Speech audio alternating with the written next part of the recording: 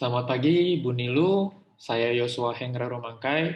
Hari ini akan mempresentasikan hasil rancangan latar belakang dalam skripsi saya yang berjudul Pengaruh Reputasi Perusahaan Keluarga terhadap Loyalitas Pelanggan yang dimediasi oleh pemasaran relasional pada perusahaan B2B di komunitas bisnis keluarga Universitas Ciputra.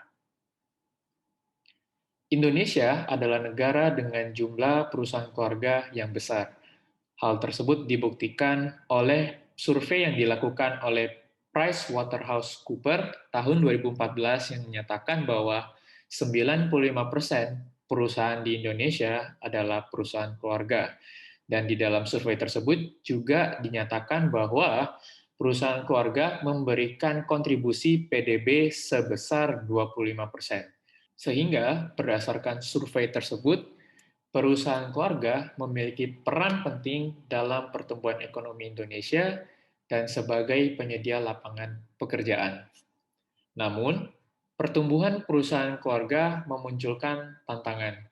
Dalam survei yang dilakukan oleh PwC tahun 2018, menyatakan bahwa 70% dari responden menganggap tantangan yang dihadapi oleh perusahaan keluarga adalah persaingan dalam negeri.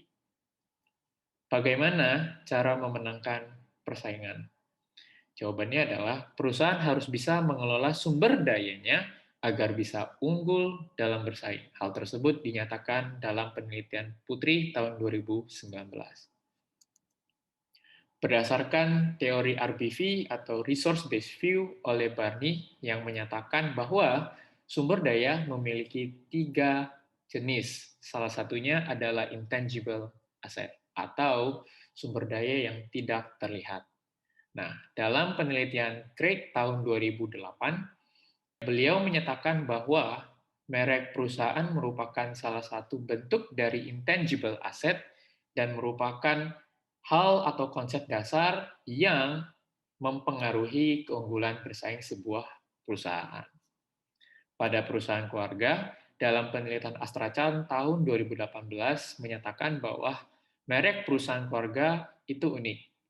Merek perusahaan keluarga sulit diimitasi karena memiliki sejarah keluarga, nilai keluarga, dan identitas keluarga.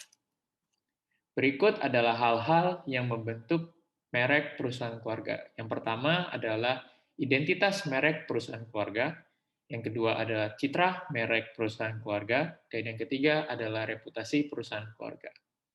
Pada saat ini, peneliti hanya akan meneliti tentang reputasi perusahaan keluarga.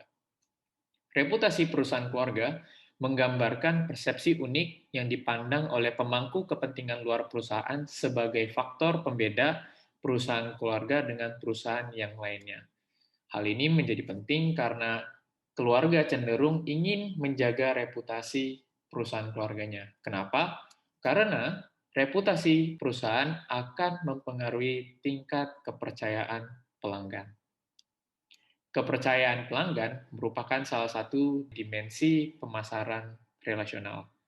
Pemasaran relasional merupakan paradigma pemasaran yang bertujuan untuk membangun, memelihara, dan meningkatkan hubungan dengan pelanggan pada suatu tujuan yang menguntungkan dari berbagai pihak yang terlibat. Sehingga dengan adanya keuntungan tersebut dapat menciptakan loyalitas pelanggan. Jadi, tujuan akhir dari pemasaran relasional ini adalah untuk menciptakan loyalitas pelanggan yang didukung dalam dimensi kepercayaan, komitmen, komunikasi, dan penanganan masalah.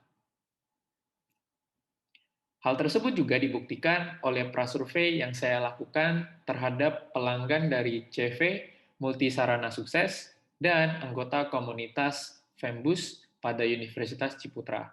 Prasurvei tersebut berisi tentang apa yang harus dilakukan perusahaan untuk menciptakan loyalitas pelanggan. Dan hasilnya adalah membina hubungan baik dengan pelanggan.